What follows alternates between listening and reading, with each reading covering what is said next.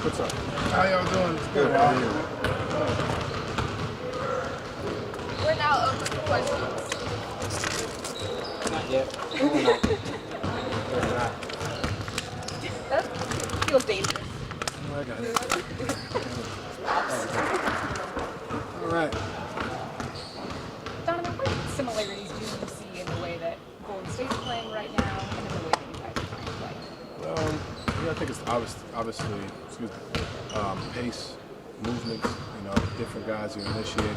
You look at, you can kind of throw hands like a Draymond Green initiator category, and a big that protects around Jackson, J.A. Obviously, you got guards that can shoot, you got wings that can defend.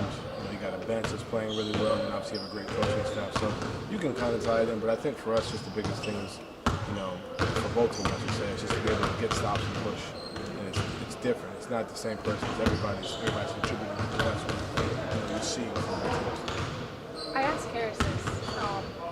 Do you like playing against a team that plays a similar style as you in terms of pace? Okay, or do you like playing against a team that's a little bit different? Or is there a preference? I think there's no preference. I think for us, it's just, being able to take the game at a time. I don't think there's really a preference. Obviously, like running up and down and kind of getting the free flow into the game. If I had to, I'd probably say yeah, perhaps the pace, kind of getting into the action. But I think for us, just whatever the task is at hand, kind of just playing what we're dealt. They've been so good in transition defense in perimeter defense this year. They're holding opponents to under 30%.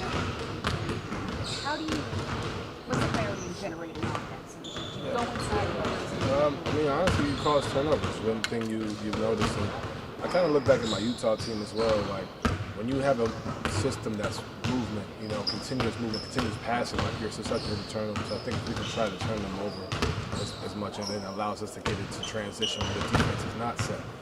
Obviously, it's a lot easier said than done, but I think that's something that we can try to use our defense to create our offense. So now they're not able to get back in transition off a missed shot. It's like it's a turn up to steals, whatever it may be. But just all continue just to be us. I think that's the biggest thing. And obviously respect what they do and continue what they've been doing. But for us, is be us. Continue to move, continue to cut, play with pace, and do what God is here.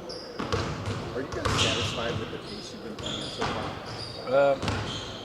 I hate the word satisfied, to be honest, Andy, but I think we're happy with how things are looking. I think for us, there's always more we can be better at. There's always things we can improve on.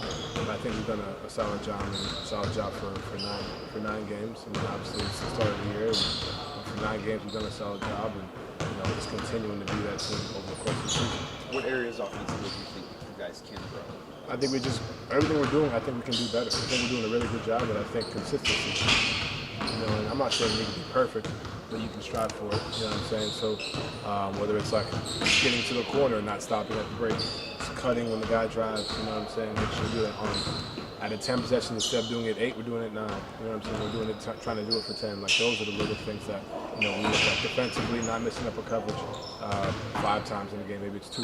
You know what I mean? So those are the things we try to perfect as we go throughout the year.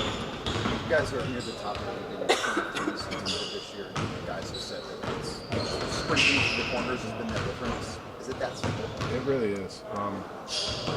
I bring it back to my Utah team a bunch because that's where I first learned the significance of it. And also on top of that, you getting to the corner allows the help defender on the wing to drop. It creates a gap for the person who's driving and makes a decision tougher. You know what I mean? So it just creates so much more than just getting a catch and shoot. It creates an advantage. And now if that guy drives, the big helps. Now you're skipping it to the other side. You know what I mean? But it really is that simple, and that's what makes it tough because the simplicity of it all. If you just do this simple thing over and over and over and over again, good things will come. And we've been doing it, but we got to continue to do that. This season, when you guys have maybe had a slow quarter or slow half, or even in those crunch time moments when you are fighting for that win, what has the team's mentality been in order to execute the way that you have? Let's get back to what we do. I understand that, like I said, it's the simple things. So sometimes we kind of get out of sorts, get out of whack. And obviously teams go on runs, but just continue to get back to our style of play. And, The past 2 times it's been, Ty Jerome has been phenomenal in that, kind of settling everybody down. DG's been phenomenal. And then late game, myself and DG just continue to be that. And then obviously our bigs set the tone in the third quarter against New Orleans. So like I said, the best part is it's everybody on a given night. But just getting back to what we do, it's a level of urgency, a level of, tenacity on a consistent basis, obviously while also being detailed with what we do and just continuing to get back to what we do. You guys have already played against a guy that can shoot from half court and Damian Lillard. Now you guys are facing off against Steph Curry. What are the different difficulties that Steph poses that you have to prepare for coming into tonight? I think the difference, especially with Dame and Steph, is one's on the ball more. I think Steph's threat is the fact that he just doesn't stop moving. Which also creates looks for others. If they're coming off a pin down, you both react to, the best shooter in the game. Now he slips. Now Draymond comes, the guy cuts for a lob. You see that play 1,000 times. So his presence of just off-ball presence and just being able to, create an advantage for everybody, I think is what separates him from everybody else. What is the best thing that you've seen on the defensive end with having either Isaac or Dean placed next to Jared and Evan, and you and DG being able to be more aggressive at the point of attack? When you have those two bigs down there, it allows you to be more aggressive. When you're taking tough twos over 2 7-footers and making one on a consistent basis, that's what we want. At the end of the day, twos don't necessarily always hurt us. I'm not saying you're going to give them a free rein to the basket, but I think those are, especially in a game like tonight, when you got a guy like Steph continuing to be a threat, and obviously Buddy Hield as well, who's been phenomenal. Moses Moody, guys like that, just being able to force them into a tough paint and a tough two.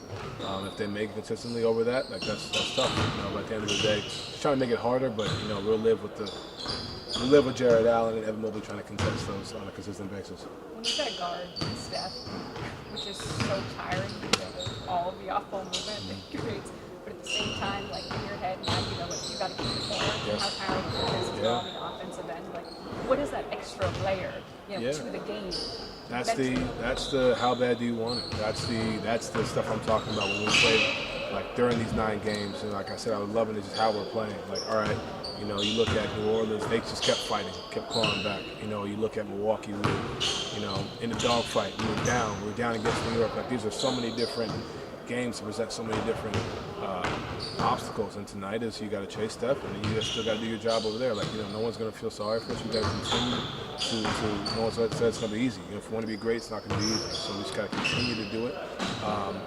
Fortunately, there ain't too many Steph Currys running around the NBA, so it's not like it's a every night type thing. But like when these nights come, you have to be ready and prepared. That's what's made them, so great for so many years. They've done it consistently, so we just got to go out there. If we want to be a great team, we got to do it. What has Isaac meant to this team this season?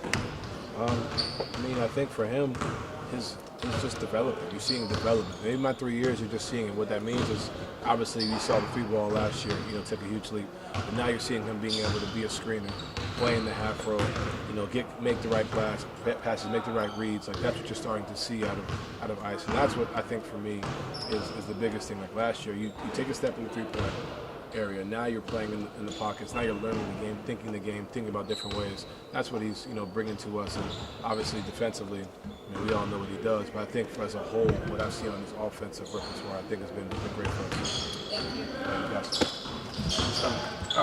Appreciate it, Don. Appreciate it. All right, everybody, that was the last person.